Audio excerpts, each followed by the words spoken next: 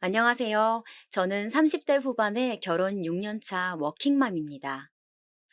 최근에 시댁을 초토화시킨 커다란 사건이 있어 이렇게 사연을 쓰게 되었어요.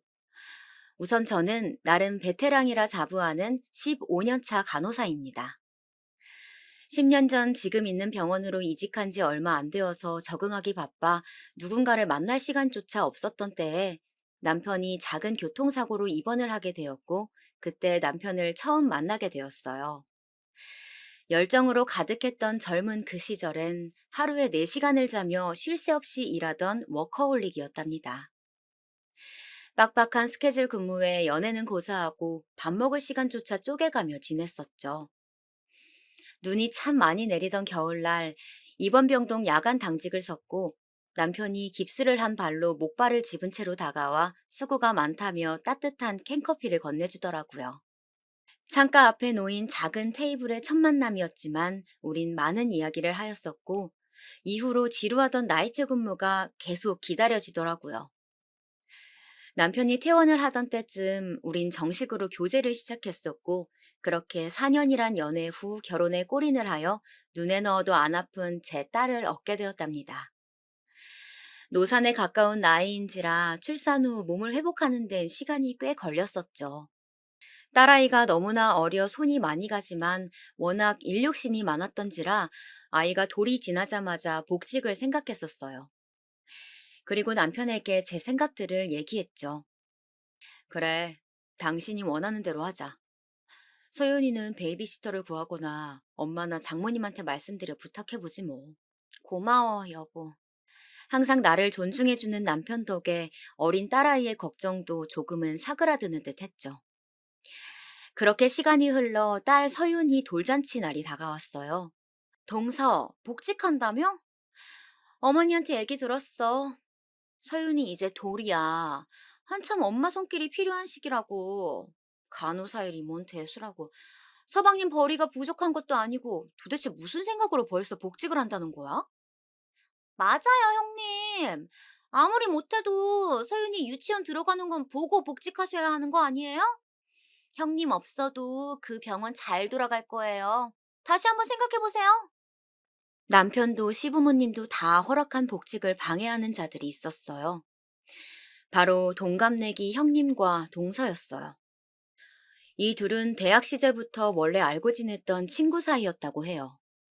아주버님과 형님은 10살이라는 나이 차이를 극복하고 만났고, 결혼 후 서방님과 동서를 소개시켜 주어 인연을 맺게 해줬다고 합니다. 현재도 같은 병원에 일하며 돈독한 우정을 보여주고 있어요. 그런 그 둘 사이에 끼기란 여간 어려운 일이 아니었어요. 더군다나 저보다 한참이나 어린데다 제 직업을 은근 무시하는 눈치였거든요. 둘은 의사이긴 하지만 작은 개인 병원 페이닥터로 저처럼 월급을 받는 입장이었어요. 그럼에도 마치 의사와 간호사는 주인과 그 주인을 따르는 하인 마냥 간호사를 하대하는 모습을 종종 보여 눈살을 찌푸린 적이 한두 번이 아니랍니다. 걱정은 감사해요, 형님, 동서도.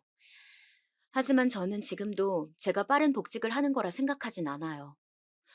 저야 그 누구보다 서윤이 유치원 가는 모습까지 옆에서 봐주고 싶죠. 하지만 저도 제 일이 있고 어머님, 아버님도 모두 허락한 거예요. 그 부분은 더 이상 언급하지 않았으면 좋겠습니다. 쓸데없는 오지랖에 비꼬는 듯한 둘의 말투까지 조금은 화가 났지만 최대한 참아가며 정중히 말했어요. 그러자 그 둘은 서로 눈빛을 주고받더니 콧방귀를 끼며 귓속말을 하더라고요. 고작 의사 시다바리 주제에 무슨 대단한 일을 한다고 저러는지.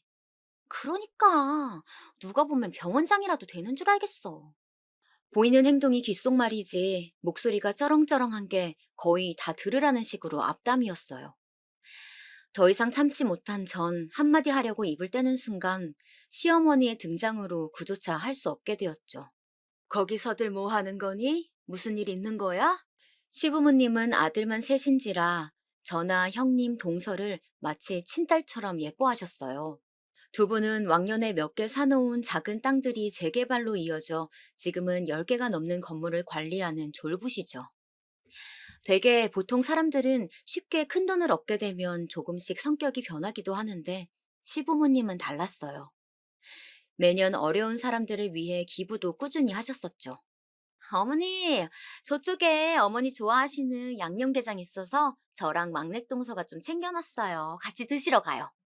맞아요. 큰형님이 보자마자 어머님 드린다고 챙기더라고요. 그리고 여우 같은 형님과 동서는 그런 시부모님에겐 저와는 너무나도 다른 이중적인 면모를 보여주었어요. 한 번은 서윤이가 태어나기 전 만삭의 몸으로 명절을 보낼 때였어요. 하필 형님은 그 명절에 오른손에 붕대를 감고 나타났고, 동서는 고열로 인해 몸져 누웠다며 오지도 않았죠. 결국 낑낑대며 혼자 전을 부쳤고, 옆에서 가만히 앉아 TV나 보던 형님은 어슬렁어슬렁 부엌으로 와 부쳐진 전을 간을 본다며 맛보더니, 어머, 동서! 동태전은 너무 비리고 동그랑땡은 너무 싱겁다. 깻잎전은 좀 짠 것 같은데. 꼬지전은 또 왜 이렇게 야채들이 제각각이야? 단무지는 길고 버섯은 짧고 먹기 너무 불편한데? 요리 솜씨도 이런데 간호일은 잘하는 거 맞아? 이렇게 말하며 얄밉게 굴었었죠. 다행히 과일을 사놓고 온다며 장을 보고 뒤늦게 나타나신 어머님이 음식 준비를 도와주셨고, 어머님 눈치를 보던 형님도 한 손으로 조금씩 음식을 나르며 도와주는 척 하였었죠. 그때를 생각하면 말 한마디 제대로 대받아치지 못했던 제가 너무 후회스러워 아직도 우라통이 치밀어 올라요. 그로부터 며칠이 지나 시아버님의 생신을 앞두고 있었어요. 나가서 외식을 해야 할지 아니면 집에서 간단하게 식사하는 게 나을지 생각하던 찰나 형님에게 전화가 왔어요. 동서, 이번 아버님 생신 말인데 그냥 집에서 간단하게 할까 하는데 어때? 네, 좋아요. 그럼 식사 준비는 어떻게 할까요? 나랑 막내 동서가 가서 준비할게. 동서는 육아에 일까지 한다고 바쁠 거 아냐. 정말 그래도 괜찮으시겠어요? 제가 뭐라도 도울게요. 아니야, 괜찮아. 나나 막내 동서가 돌볼 아이가 있는 것도 아니고 병원에 얘기해서 1시간 일찍 퇴근하고 가서 준비하면 돼. 아, 감사해요, 형님. 웬일로 저를 신경 써주는 게 이상하단 느낌이 들긴 했지만 둘에게는 없는 아이가 저희 집에만 있으니 진심으로 배려를 해주는 거구나 생각했어요. 그게 큰 오산이라는 걸 늦지 않게 알 수 있었죠. 그렇게 아버님 생신날이 다가왔어요.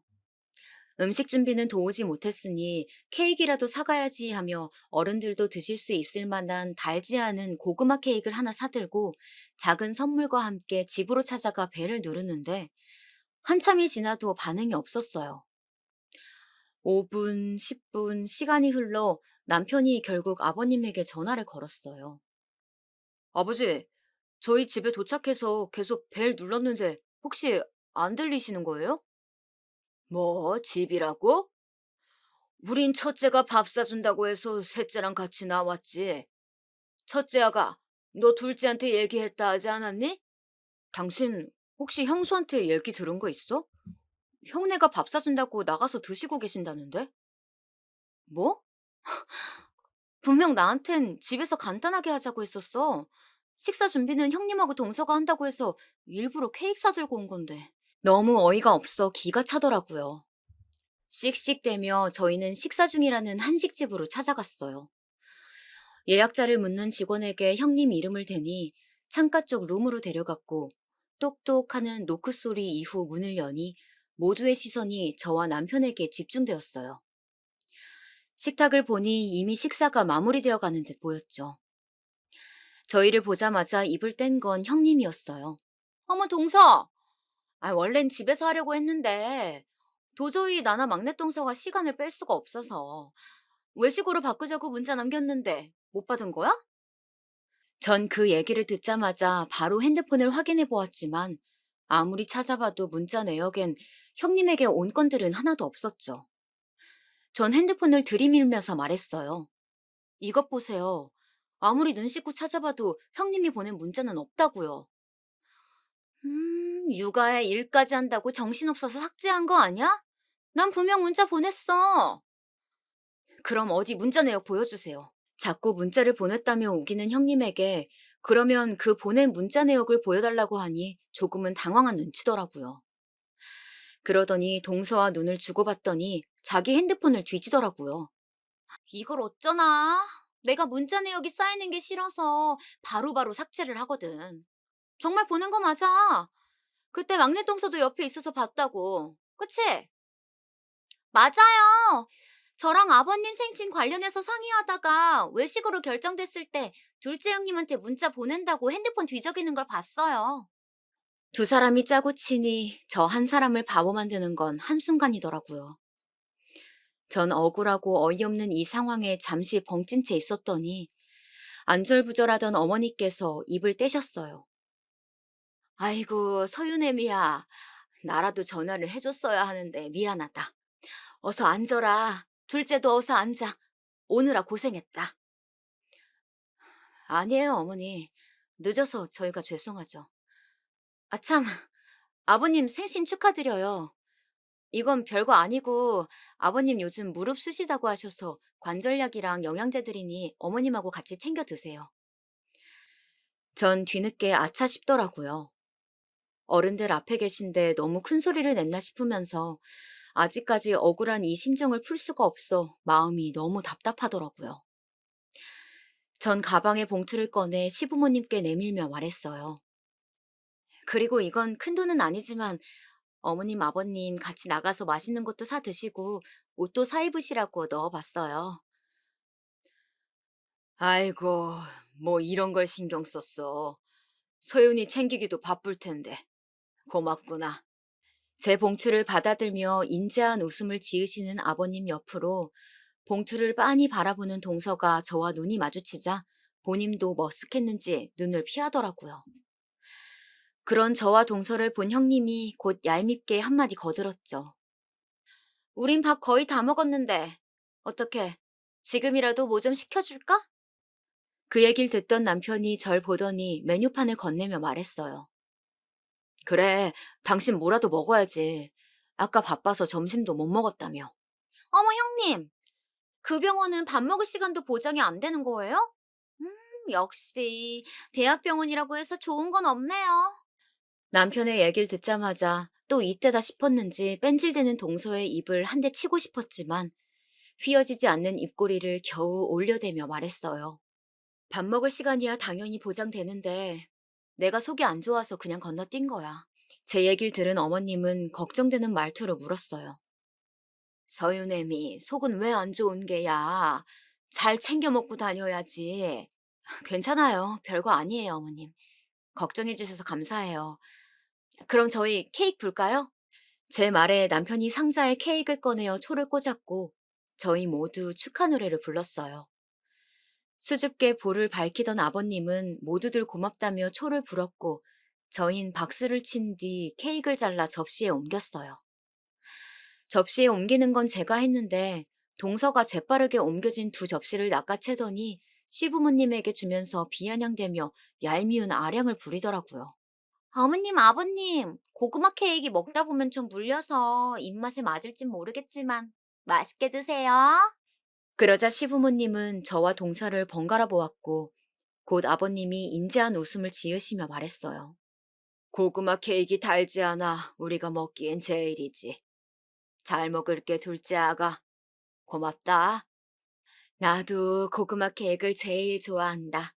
잘 먹을게 아가. 뒤이어 어머님마저 좋게 말씀해 주시니 괜히 저의 어깨가 으쓱해지더라고요. 전 동서를 의기양양한 표정으로 쳐다보았고 동서는 저의 눈빛을 받았는지 저와 눈을 한번 마주치곤 곧바로 눈을 피하더라고요. 이제 와서 생각해보니 시부모님의 따뜻한 배려가 저를 더욱 힘나게 해주었다는 것을 다시 한번 느끼게 되네요.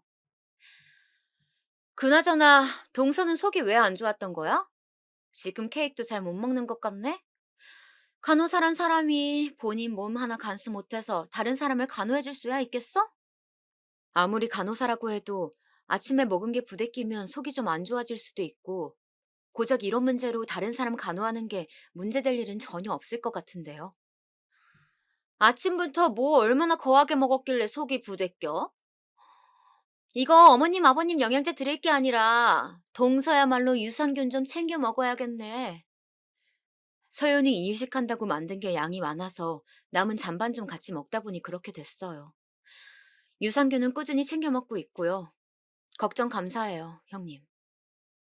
제가 조금이라도 어깨 피고 있는 걸 보지 못하는 형님은 아까 전 했던 말들을 괜히 꺼내며 걱정하는 듯 비꼬아가며 묻기 시작했고, 전 질문에 지지 않고 받아치며 마지막 형님이라는 단어에 악센트를 조금 더 세게 말하니 그제서야 형님의 입이 다물어졌어요. 아, 참. 그래, 서윤이는 어떻게 하고 온 거니? 장모님이 봐주고 계세요. 딸아이 이름을 듣고 아차했는지 뒤이어 묻는 어머님의 질문에 남편이 케이크를 다 먹고 포크를 내려놓으며 대답했어요. 아이고, 사돈이 고생이 많으시네. 다 늙어 어린아이 보기 힘들 텐데. 괜찮아요, 어머님. 평소엔 베이비시터가 보는데 아버님 생신이라니까 엄마께서 먼저 서윤이 봐줄 테니 데려오라고 하신 거예요. 그리고 아버님 생신 축하드린다는 말도 대신 전해드리라고 하셨어요. 허허, 사돈에게 고맙다고 전해주고 다음엔 우리 집에 서윤이 데리고 오거라. 우리도 봐주마.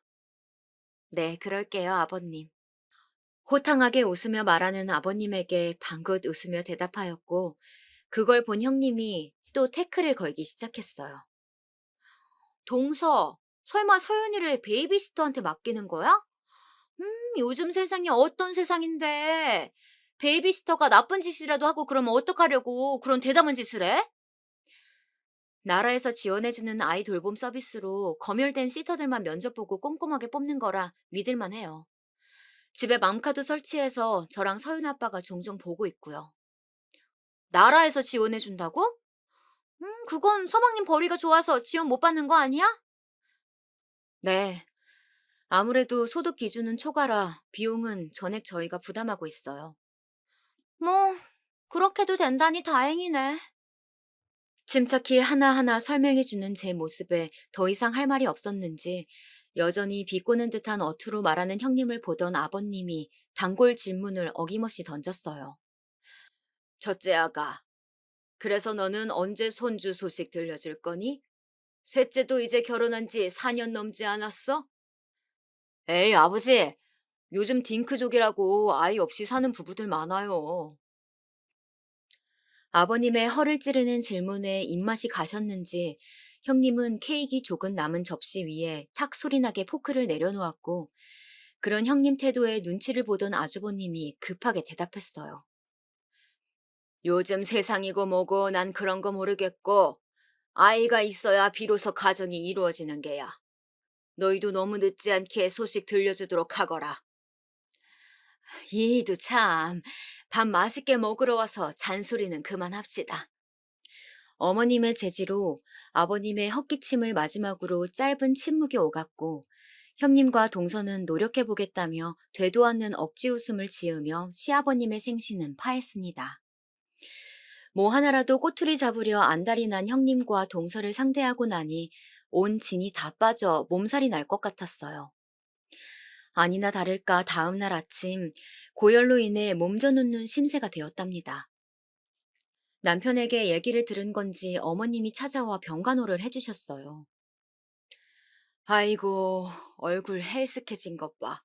어제도 제대로 된 식사 한 번을 못하더니 아주 뼈밖에 없구나. 일단 죽이라도 먹자. 맑은 흰죽을 뜨거울까봐 후 불어가며 떠먹여주시는 어머님에게 전 연신 감사하단 말만 남겼어요. 그렇게 죽을 모두 비우고 얼음이 담긴 주머니를 이마에 올려주신 어머님이 몸이 너무 약해진 것 같다며 아버님께 말해 한약이라도 지어주신다는 걸 두 손을 저어가며 괜찮다고 말렸지만 결국 어머님은 아버님에게 전화를 하러 가셨고 그로부터 몇 시간 후 열이 떨어진 것을 본 어머님은 집으로 돌아가셨어요. 그렇게 또 시간이 지나 퇴근 시간쯤 누군가 벨을 눌러 어머님이 뭘 두고 가셨나 봤더니 형님과 동서더라고요. 어쩐 일인가 하여 문을 열어주니 팔짱을 낀 채 삐딱한 표정으로 절 보고 있더라고요. 어머, 형님, 동서, 여긴 무슨 일로 오셨어요? 인연 보세. 손님이 왔으면 먼저 안으로 들어오라고 하는 게 예의 아닌가? 순간 전 제가 뭔가 잘못 들은 건가 했어요. 다짜고짜 찾아와 욕짓거리라니.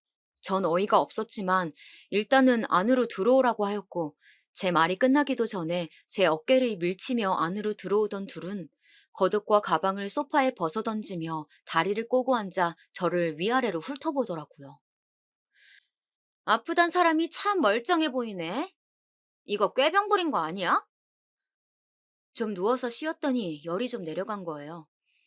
그나저나 어쩐 일로 오신 거예요?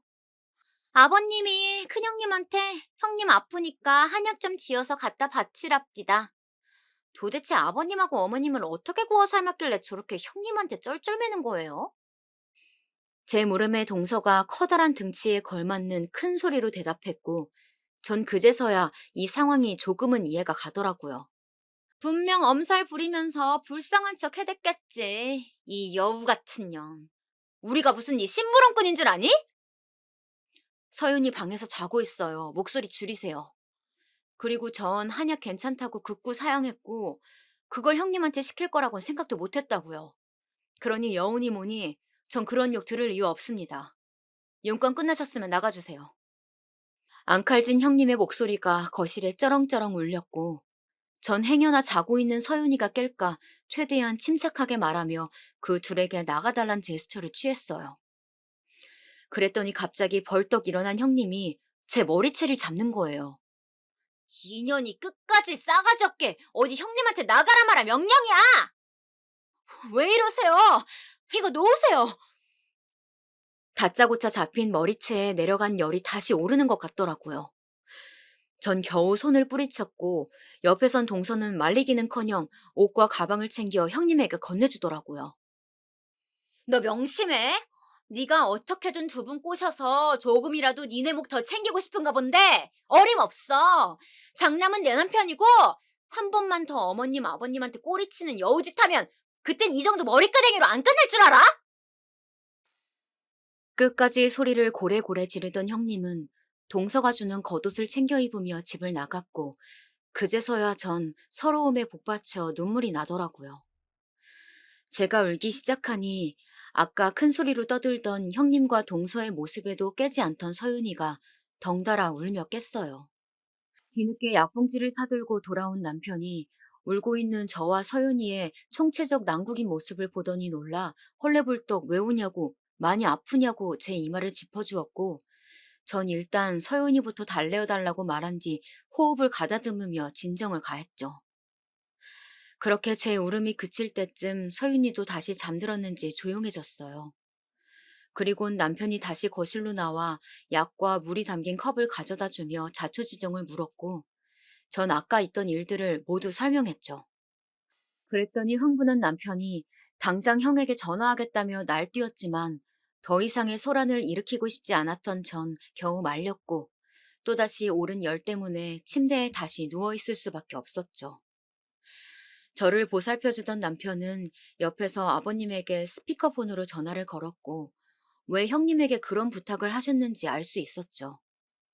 어제 아버님 생신 때 형님은 자기 친한 친구가 한의사라며 한약을 지어 갖다 주었고 그 얘기를 들었던 아버님은 형님의 친구가 한의사라고 하니 제 한약도 형님에게 부탁을 했던 것이었죠. 아버님은 그건 왜 묻는지 물어보셨지만 전 아무 말도 말라는 듯 남편에게 입에 검지를 갖다 대며 고개를 가로지었어요. 아버님의 부탁으로 인한 오해가 이런 갈등을 빚었다는 것에 괜히 본인 탓이라 자책하실까 우려가 있었죠. 남편은 별것 아니니 쉬쉬라며 전화를 끊었고 또 그런 일이 있으면 바로 자기한테 전화를 하라며 으름장을 놓더라고요. 일단은 알겠다며 남편을 진정시켰고 그로부터 일주일 뒤 형님에게 전화가 오더라고요. 별로 듣고 싶지 않은 목소리라 전화를 받지 말까 고민도 했지만 어찌됐건 가족이고 언젠간 마주칠 사이니 전화를 받았어요. 그런데 웬일인지 목소리가 꽤 나긋나긋하더라고요. 동서, 별일 없지? 네, 뭐 별일이 뭐가 있겠어요. 그보다 어쩐 일이세요? 어머, 동서도 참. 우리가 뭐 꼭 무슨 일 있어야 연락하나? 몸은 좀 어때? 단순 감기 몸살이었어요. 지금은 전혀 문제 없고요. 그렇다면 다행이네. 아니, 우리 아버님이 어찌나 동서를 생각하는지 꼭 동서한테 한약을 갖다 주라고 내가 아는 친구한테 부탁해서 지금 한약 한 달치를 지었어. 그래서 이걸 좀 갖다 주려고 하는데 오늘 퇴근 후에 별다른 약속 없지? 네, 뭐 약속은 없지만 서윤이 때문에 제가 어딜 가긴 좀 어려워서 형님이 직접 저희 집으로 와주셔야 할 것 같은데 괜찮으시죠? 그럼. 뭐 나나 막내 동서가 봐줘야 할 아이가 있는 것도 아니고 우리가 가야지. 막내 동서랑 이따 7시에 갈게. 네, 그러세요. 끝까지 사근사근 전화를 마치는 형님을 보고 딱 눈치가 가더라고요. 아, 옆에 아버님이나 어머님이 계시겠구나 하고요. 그리고 시간이 흘러 퇴근 후 베이비시터를 집에 보내고 집을 간단하게 치웠어요. 하필 오늘따라 남편은 일이 늦게 끝난다고 하였고, 결국 그 둘과 삼자대면을 하게 되었어요. 약속 시간 10분 전 벨이 울렸고, 전 떨떠름한 표정을 감추지 못한 채 그 둘을 맞이하였어요. 그들 또한 삐딱한 시선으로 저를 바라보며 한약 박스를 건네주었고, 전 고맙다는 말과 함께 박스를 받아 식탁 옆에 내려두었죠. 그 둘은 너무나도 자연스럽게 소파에 겉옷과 가방을 내려둔 뒤 테이블에 자리를 잡아 앉았고, 이후 전 미리 내려두었던 원두 커피를 찻잔에 옮겨 담아 둘 앞에 내려놓으며 말했어요. 에디오피아에서 수입해온 원두를 직접 간 커피예요. 맛이 꽤 좋을 거예요. 드세요. 어머, 병원에서 일하면서 차고 넘치게 마시는 게 커피인데 이렇게 센스가 없어서야. 동서가 일하는 병원 의사들은 동서 참 답답해 하겠다. 그렇게 뜨거운 커피는 됐고, 뭐 혹시 뭐 주스 같은 건 없어? 아까와는 확연히 달라진 말투에 아까 통화할 때 옆에 아버님이 계셨겠구나 했던 제 예상은 거의 확신이 되었습니다. 전 냉장고를 한번 살펴보고 주스는 없는데 그냥 커피 드시면 안 되냐 물었고 기어코 주스가 드시고 싶다는 형님에게 그럼 편의점 좀 다녀올 테니 잠깐만 기다려달라고 하였죠. 동서, 난 오렌지 주스를 부탁해. 설마 내가 한약까지 갖다 줬는데 이 정도로 서운해하고 그러는 거 아니지? 네, 뭐 한약은 잘 먹을게요. 혹시라도 서윤이 깨면 바로 전화 좀 주세요. 형님, 전 콜라요. 간단하게 외투를 입고 지갑을 챙겨 나가는데 그 와중에도 원하는 음료를 외쳐대는 형님과 동서에게 꽉 쥔 주먹을 뒤로 숨긴 채 문을 닫았죠. 그렇게 편의점에서 오렌지 주스와 콜라를 사들고 가는 길에 혹시라도 서윤이가 울며 엄마를 찾진 않을까 걱정되어 맘카를 켜보았어요. 그리고 둘만 남겨진 집에 오가는 대화에 경악을 금치 못했죠. 내가 진짜 입간년 때문에 이런 심부름까지 해야 하냐? 그러게. 혜진이 너도 진짜 대단해. 나 같으면 아무리 아버님이 옆에 있어도 그렇게 곱게 전화하지 못했을 거야. 나라고 뭐 좋아서 그랬겠냐? 그 노인네들 눈밖에 나봤자 좋을 게 하나 없어 그러지. 하여간 늙으면 뒤져야 하는데 노인네들 팔팔한 게 아주 100살까지 살겠어. 야, 넌 무슨 그런 끔찍한 소리라냐? 생각만 해도 지긋지긋하다. 잠깐 들은 대화임에도 손발이 덜덜 떨리더라고요. 전 애써 마음을 침착하게 다잡으며 어플을 종료하였고 집으로 돌아갔습니다. 엘리베이터에 내려서 현관까지 걸어가는데 뭐가 그리 즐거운지 웃음소리가 복도를 다 울리더라고요. 비밀번호를 누르고 집으로 들어서자 둘은 언제 그랬냐는 듯 하던 대화들을 멈추고 웃음기 사라진 얼굴로 절 바라보며 말했어요. 꽤 오래 걸렸네? 저희 아파트 상가가 이쪽 동이랑 반대편에 있어서 앞에 있는 편의점이라고 해도 거리가 꽤 돼서 시간이 좀 걸렸어요. 전 오렌지 주스와 콜라를 주스잔에 따라주며 말했어요. 작은 아주버님은 오늘 많이 늦으시나 봐요? 음, 일하는 알바생이 갑자기 못 나온다고 해서 대타 뛰고 있어. 주스잔을 건네주며 대답한 뒤 드시라고 말과 함께 저도 자리에 앉았어요. 지난주엔 내가 행동이 좀 경솔했어. 그 부분은 사과할게, 동서. 무슨 꿍꿍이인지 지난주 제 머리채를 잡았던 일을 먼저 사과하는 형님에게 의심의 눈초리를 거두지 못한 채 사과를 받아주었어요. 그런데 동서도 알다시피 우리 남편이나 막내동서 남편은 아버님 밑에서 건물 관리인으로 뭐 잡다한 이런저런 일 다 하는데 월에 얼마 받는 줄 알아? 얼마나 받으시는데요? 500. 고작 500 받으면서 그 뒤치다꺼리 다 한다고. 그런데 둘째 서방님은 본인 사업이라 쳐도 월에 못해도 1,000만 원은 거뜬히 벌잖아. 네, 뭐 그 정도는 벌죠. 형님 말씀대로 본인 사업을 하는 거니까요. 동서가 뭘 모르나 본데 둘째 서방님 사업 자금을 누가 대줬겠어? 다 아버님이 대준 거야. 그런 탄탄한 기초 자본금 없었으면 그렇게 성공도 못했다고. 그래서 형님이 하시고자 하는 말씀이 뭔데요? 제 물음에 우물쭈물하는 형님 옆으로 동서가 이때다 싶었는지 큰 소리로 답하더라고요. 유산을 받지 않겠다 하세요. 건물 관리도 저희 남편들이 하는데 당연히 건물도 큰 아주버님하고 제 남편이 오롯이 받는 게 맞죠. 아니 그게 무슨 어처구니가 없었어요. 유산을 포기하라니. 이 둘의 검은 속내가 뻔히 보여 슬슬 진절머리가 나더라고요. 이 얘기는 못 들은 걸로 할게. 아직 아버님 어머님 두 분 다 정정하시고 벌써부터 이 문제를 거론하는 건 아닌 것 같은데. 그럼 아버님이 동서 이뻐하니까 우리 남편들 월급 조금이라도 올려주라고 얘기 좀 해주라. 제 말이 끝나자마자 기다렸다는 듯이 말하는 형님. 이건 또 무슨 소린지 더 이상 이 둘의 얘기를 들으면 안 되겠다 싶었죠. 그런 얘기는 제3자인 제가 드리는 것보다 형님이랑 동서가 하는 게 맞다고 보는데요. 이 얘기 또한 못 들은 걸로 할게요.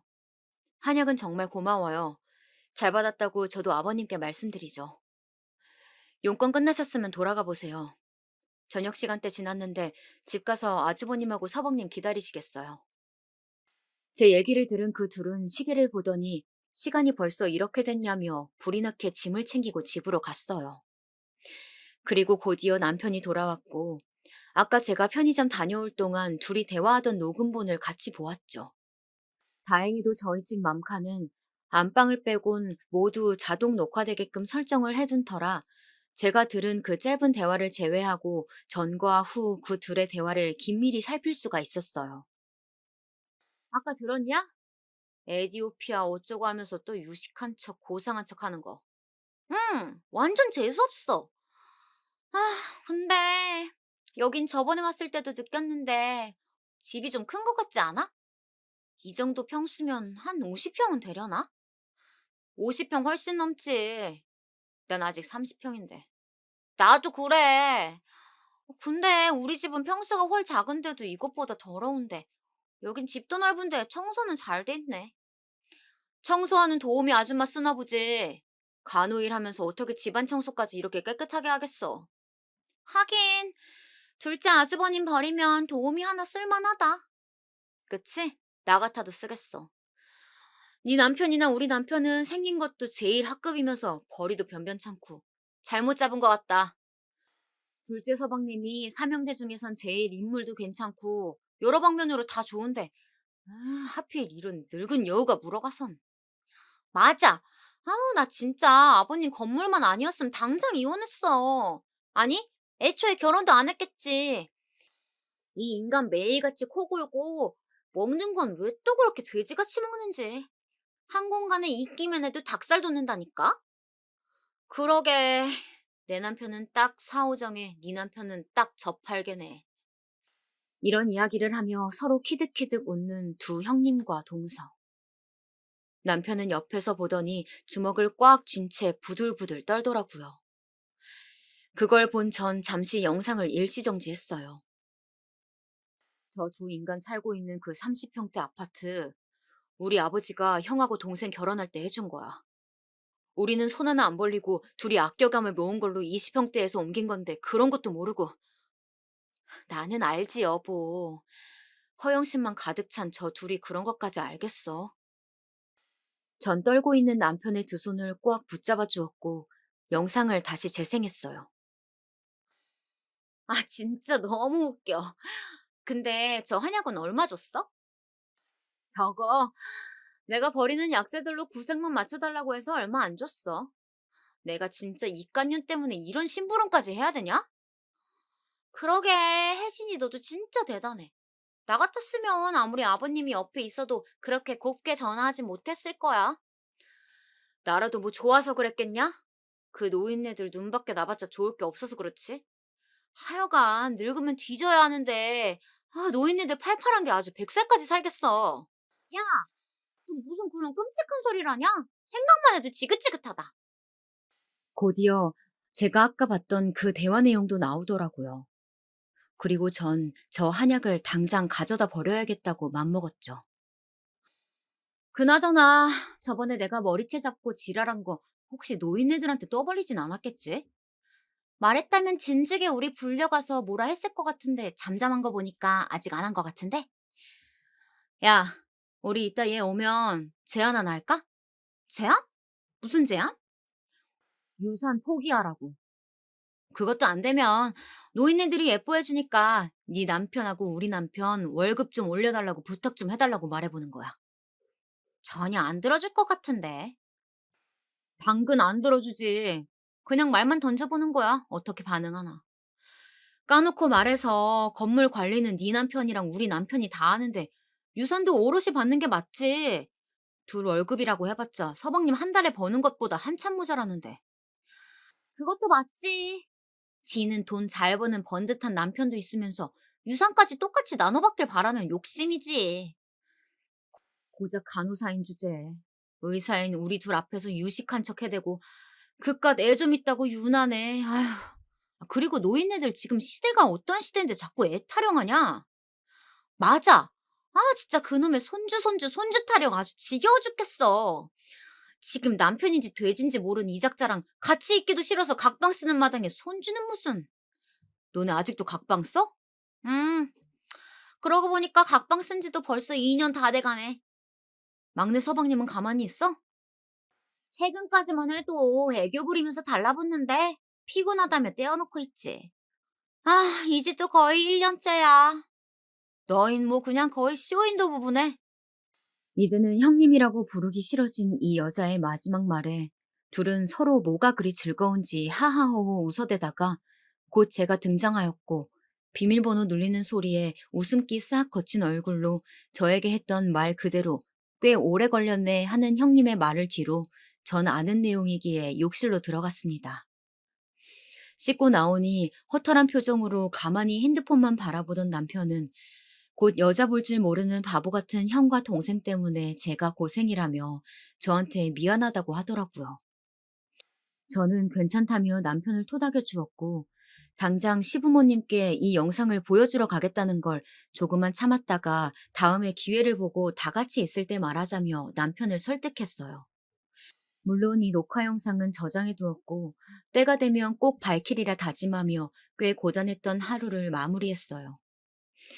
그렇게 또 육아와 병원 일에 바쁜 나날들을 지내며 대학 동기들 모임이 있어 반가운 친구들을 오랜만에 만났어요. 맞다.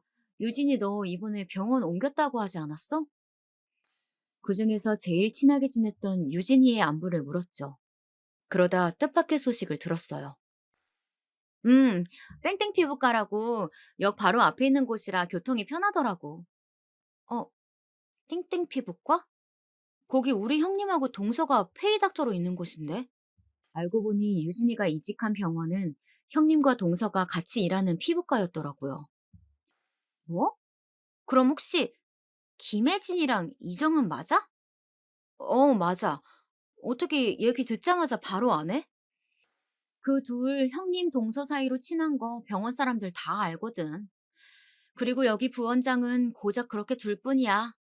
여기 병원도 위치가 좋아서 장사가 잘 되는 거지. 실력은 새 원장들 다 영꽝이야. 그나저나 그 두 부원장이 너네 시댁 식구라니 대박이다.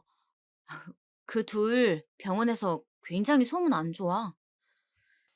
그리고 유진이를 통해 들은 얘기는 더욱 충격적이었습니다. 간호사들한테 지들 스타킹 심부름은 기본이고 여기 건물주가 자기 시부모라면서 곧 자기들이 여기 병원도 인수할 거라면서 벌써부터 큰 소리 치고 다니고 더 대박인 건 여기 병원 대표 원장이랑 네 형님이라는 김 부원장이랑 서로 불륜 저지르는 걸 목격한 사람이 한 줄이 아니라는 거야. 최근에는 둘이 무슨 거래처 접대한다면서 영수증 끊어온 것 중에 모텔도 있더라니까? 그리고 네 동서라는 이 부원장은 허구한 날 밥 먹을 때마다 지 남편을 그렇게 욕을 하며 툴툴댄다. 뭐? 좀 더 자세히 말해줄 수 있어? 내가 이 병원에 이직한 지 얼마 안 돼서 회식을 했어. 뭐 환영의 명목으로 시작한 회식이었는데 그 회식 자리에서 네 동서란 사람은 그때도 어김없이 자기 남편을 그렇게 흉보더라고. 그리고 네 형수는 그날 대표원장 옆자리에 앉아 있었거든? 내가 젓가락 떨어뜨려서 죽는다고 식탁 밑으로 들어가니까 서로 손을 잡고 있더라고. 그때 소문이 사실이란 걸 확신했지. 유진아, 혹시 그걸 증명할 수 있을 만한 걸 내가 받아볼 수 있을까? 이런 중요한 내용을 나만 알기도 뭐하고, 그렇다고 증거 없이 말하긴 리스크가 너무 커서 그런데 부탁 좀 해도 될까? 두 손 꼭 잡고 부탁하는 제 모습을 본 유진이는 흔쾌히 부탁을 들어주기로 하였고, 이 엄청난 내용을 전 집에 가자마자 남편에게 얘기했습니다. 그게 사실이면 얼른 형이나 진욱이한테 얘기해야지. 안 돼, 여보. 지금 말하면 괜한 불화만 일으킬 뿐이야. 우리 둘의 말뿐인 얘기를 아주버님하고 서방님이 과연 믿을까? 내가 유진이한테 부탁해 놓은 게 있으니까 조금만 기다려보자. 제대로 된 증거를 잡으면 그때 얘기하자. 제 얘기를 들은 남편은 당장 아주버님과 서방님께 전화를 하려 했고 전 겨우 말려 진정을 시켰죠. 그리고 일주일이란 시간이 지나 저에게 두 가지 소식이 전해졌어요. 하나는 친구 유진이에게서 온 소식이었어요. 증거를 잡았다는 연락이었죠. 때마침 병원에 도난 사건이 있어서 원 내에 CCTV를 돌려봐야 했고 그 안에 형님의 불륜 현장도 있었다는 거예요. 대표 원장실에서 부둥켜 끌어안으며 키스하는 형님과 대표 원장의 모습이었어요. 그 장면을 유진이가 사진으로 촬영한 후 핸드폰으로 넘겨주었고 전 듣기만 했던 형님의 불륜 장면을 바로 목격하니 뻔뻔하기 그지없는 이 둘의 모습에 소름이 다 돋더라고요. 그리고 남은 한 소식은 제가 간호생활 15년 만에 드디어 수간호사로 승진했다는 소식이에요.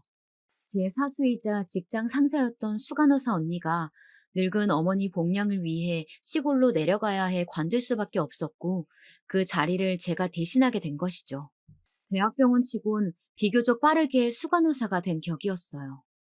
저는 이 승진 소식을 제일 먼저 남편에게 알려주었고 저보다도 더 기뻐해주며 퇴근길에 제가 좋아하는 케이크와 와인을 사올 테니 일을 마치자마자 집으로 늦지 않게 들어오라며 축하해 주었죠. 이후 친정집에 전화하여 소식을 말해주었고 친정 엄마는 곧 눈물을 흘리며 축하해 주셨어요. 아유, 고생 많았다. 고생 많았어. 정말 축하한다. 고마워요. 근데 엄마 지금 울어? 왜 울고 그래? 울긴 누가 울어. 엄마가 좋아서 그래. 너가 그동안 얼마나 많이 고생했는지 알아서. 처음 병원 실습한다고 나갔을 때 매일같이 울고 들어와서 엄마가 얼마나 마음이 안 좋았는데. 음, 엄마는 언제적 얘기를 하고 그래요. 울먹이며 말하는 친정 엄마의 진심 어린 말에 저 또한 눈물이 날 것 같았죠. 부유한 시댁과는 다르게 저희 집은 지극히 평범한 집안이었어요. 일반 중견기업에 30년 넘게 종사하시며 자식들에게 손벌리고 싶지 않다며 정년퇴임을 미루고 계시는 조금은 가부장적인 아버지와 이제는 텃밭에 자라는 작물들을 보며 즐거움을 느끼시는 가정주부이신 어머니. 간호사라는 직업이 아무래도 여성의 비율이 많았고 소위 말하는 텃세에 빡빡한 스케줄 근무까지 더해져 제 첫 사회생활은 그야말로 아비규환이었어요. 그럼에도 전 꿋꿋이 버텨냈고 무엇보다 이 일이 힘들긴 하여도 보람있고 재미있었어요. 그렇게 과거를 잠시 회상하게 했던 친정 엄마와의 전화를 끊고 시어머님에게 전화를 걸었어요. 어머님, 건강 잘 챙기며 지내고 계시죠? 그럼 우리 둘째 아가 덕분에 잘 지내고 있지. 서윤 애미도, 서윤이도, 서윤 애비도 다 잘 지내지? 네, 그럼요, 어머님. 다름이 아니고 제가 이번에 병원에서 수간호사로 승진을 하게 됐어요. 아이고, 우리 서윤 애미가 아주 대견한 일을 했구나. 승진이라니 정말 축하한다, 아가. 감사해요, 어머님. 그래서 말인데, 제가 이번에 한우 잘하는 제보를 모셔서 한 끼 제대로 대접해드리고 싶은데, 시간 언제가 괜찮으세요? 에이, 얘는, 한우는 무슨, 우리는 괜찮다. 그 돈으로 너희들 맛있는 거 하나라도 더 사 먹어라. 아니에요, 어머님. 제가 진심으로 대접해드리고 싶어서 그래요. 저 이번에 승진 보너스도 나와요. 아이고, 그래. 그럼 너희 시아버지랑 상의해서 시간 말해주마. 다시 한번 축하한다. 우스갯소리로 보너스 얘기를 하니 하하하 웃으며 호탕하게 웃으시던 어머님이 곧이어 대답하셨고 전 고맙다는 말을 끝으로 전화를 끊었어요. 이후 퇴근 시간이 되었고 집에 가니 촛불로 된 길이 있더라고요. 그 길을 따라가니 케이크와 꽃다발을 들고 있는 남편이 있었고 전 너무 감동한 나머지 그 자리에서 엉엉 울고 말았답니다. 프로포즈 때 이후로 처음 받아보는 이벤트에 전 연신 고맙단 말을 아끼지 않았고 그런 저를 남편이 꼭 안아주었죠. 도저히 이 분위기에선 형님의 불륜 현장 사진을 보여주는 건 어렵겠다 싶어 전 남편에게 그날은 그 사진을 공개하지 못했어요. 그렇게 그 사진이 잊혀갈 때쯤이었어요. 어머님에게 기다리던 연락이 왔어요. 이번 주 일요일 저녁에 시간이 어떠냐는 물음에 흔쾌히 알겠다 하였고, 형님과 동선에도 오는데 괜찮냐는 질문에 기꺼이 괜찮다고, 축하하는 자리에 더 많이 온다면 오히려 좋다고 대답했죠. 그리고 약속한 일요일 저녁, 예약자인 제 이름을 말하자 작은 룸으로 안내해 주었고, 미리 주문도 해놓았던 터라 자리에 앉자마자 고기를 먹을 수 있게 준비가 다 되어 있었어요. 투 플러스 한우만 고집한다는 소문난 한우집의 메뉴판 속 가격을 보더니 어머님이 놀래며 말씀하셨어요. 둘째 아가, 이거 가격이 너무 센 거 아니야? 우린 그냥 소고기집을 가도 되는데. 아니에요, 어머님. 여기 맛집이라고 TV에도 나오고 꽤 소문난 곳이에요. 맛있게 드세요. 아버님도요? 그래, 고맙다. 잘 먹으마. 나도 아는 양반이 의료계 종사해서 물었더니 거 대학병원에서 수간호사 되려면 20년은 있어야 한다더라. 아주 대단하다, 둘째 아가. 승진 정말 축하한다. 제 어깨를 토닥이며 축하한단 말을 아끼지 않는 아버님에게 고맙다며 고개를 숙였고 그 옆으로 형님과 동서의 대화가 들리기 시작했어요. 어머, 수간호사가 뭐라고 생쇼야? 그러게요. 누가 보면 병원 개업이라도 한 줄 알겠어요. 그니까 의사 시다발이 중 대빵인 거잖아. 한유 중에 제일 가는 한유면 뭐해? 그래봤자 한유인데. 잠잠한가 했더니 역시나 비아냥거리며 저를 무시하는 형님과 동서였죠. 심지어 간호사를 한여와 같은 취급을 하면서 말이죠. 그 전이었다면 어른들 앞이니 참자. 그래 걔는 지져라 하면서 무시하고 넘겼을지 모를 일이지만 그 둘의 실체를 너무나도 많이 알게 된 지금은 그냥 넘어갈 수가 없더라고요. 형님, 그리고 동서, 저는 지금껏 두 분이 저를 그렇게 무시하시길래 얼마나 행실이 올바른가 했더니 오히려 개차반이던데요? 뭐? 무슨 헛소리야, 동서. 지금 말 다 했어? 그래요, 형님. 큰형님하고 제가 뭘 어쨌길래 개차반이라는 소리를 하세요? 아직까지도 뻔뻔하게 큰 소리를 내는 둘의 모습에 전 핸드폰을 꺼내들어 전에 맘카로 녹화해둔 영상을 틀어 보여주었어요. 어머님, 아버님, 축하해주시는 이 좋은 자리에 이런 소란을 끼쳐드려 죄송합니다만 이걸 다 듣고 보았음에도 모른 척하고 넘어갈 수가 없어서요. 응? 그게 뭔데 그래? 괜찮으니 틀어봐라. 제가 의미심장한 말을 남기며 핸드폰 영상을 들이밀자 궁금하셨던지 아버님이 대답해 주셨고 전 맘 굳게 다잡고 보시라는 말을 끝으로 동영상을 재생했어요. 그리고 영상이 나오자마자 형님과 동서는 사색이 된 채 영상이 재생되고 있음에도 저에게 소리치며 말했죠. 동서, 이게 무슨 개수작이야? 지금 우리 몰래 촬영한 거야? 몰래 촬영이라뇨, 형님. 맘카라고 서윤이 때문에 제가 집안에 설치해둔 게 있다고 아버님 생신 때 분명 말씀드렸는데요.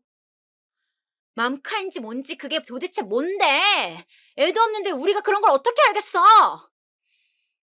맘카는 집에 있는 CCTV 같은 거예요. 실시간 녹화되는 거고요. 본래 목적은 아이를 지켜보기 위함인데 이런 식으로 쓰일 줄은 저도 몰랐네요.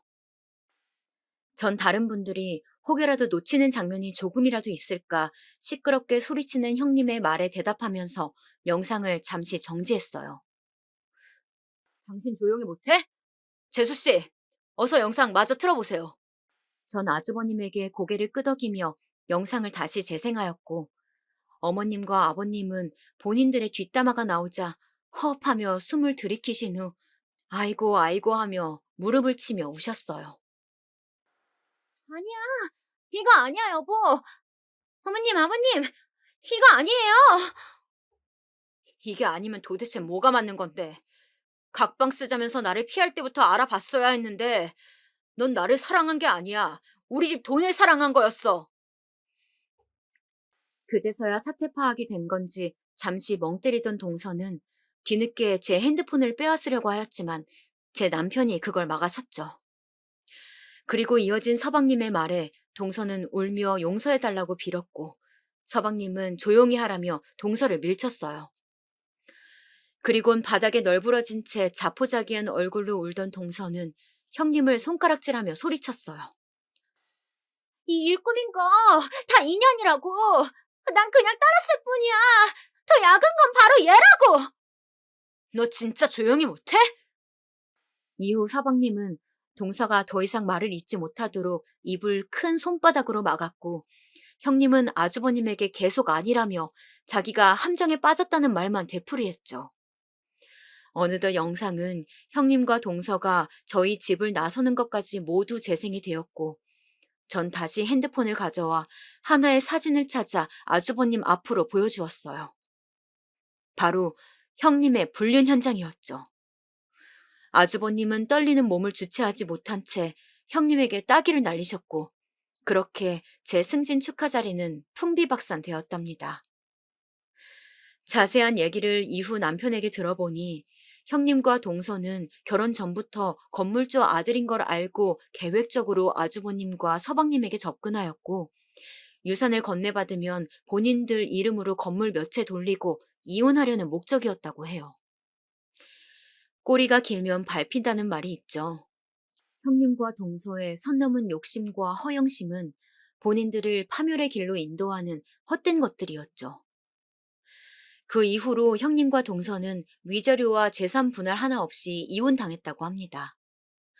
형님과 동서 사이도 멀어질 대로 멀어져 이제는 서로 보기만 하면 물어뜯는 앙숙이 되었다고 해요. 그리고 불륜남녀로 소문나버린 대표 원장과 형님은 의사협회에서도 왕따를 당했고 병원도 문을 닫았다고 합니다. 그리고 전 이 소식을 들려준 유진이에게 전화를 걸었어요. 유진아, 나 때문에 실업자 돼서 어떡해? 미안하고 고맙네. 괜찮아. 그런 불륜이 난무하는 더러운 병원에선 나도 일하고 싶지 않았어. 그리고 나도 이참에 좀 쉬면서 애들 좀 보려고. 워킹맘 이거 여간 힘든 게 아니잖냐. 유진이의 마지막 말이 와닿더라고요. 대한민국에서 워킹맘으로 살아간다는 건 아직까지 꽤 힘든 일인 것 같습니다. 회사 눈치 보랴, 아이 눈치 보랴, 집안일 하랴. 이런 힘든 환경 속에서도 아이를 위해, 가정을 위해 일하시는 이 시대의 대한민국 워킹맘들 모두 힘내시고요. 이후로 저에겐 시댁에 스트레스 주던 둘이 사라져서인지 곧 평화가 찾아왔어요. 모든 일이 밝혀지던 그 일이 있고 이후 며칠이 지나 둘째 임신 소식을 들었고 이 소식은 모두에게 지금까지 일들을 씻어줄 만한 힘을 가져다 주었답니다. 남편은 물론이고 시어머님은 그런 저를 얼싸안은 채 고맙다고 오셨고 시아버님도 저의 어깨를 두드리며 둘째 아가가 우리 집의 복덩이라며 축하한다고 고맙다고 말을 아끼지 않으셨어요. 혹시라도 이 일로 저를 원망하진 않을까 걱정도 되었던 아주버님과 서방님은 되려 저에게 그런 사기 결혼을 더 늦지 않게 멈출 수 있도록 도와주어서 고맙다 하셨고, 저도 괜한 걱정을 하였다는 걸 뒤늦게 깨달았답니다. 그렇게 시댁도 조금씩 웃음을 되찾아갔답니다. 그럼 지금까지 저의 긴 얘기를 들어주셔서 감사합니다.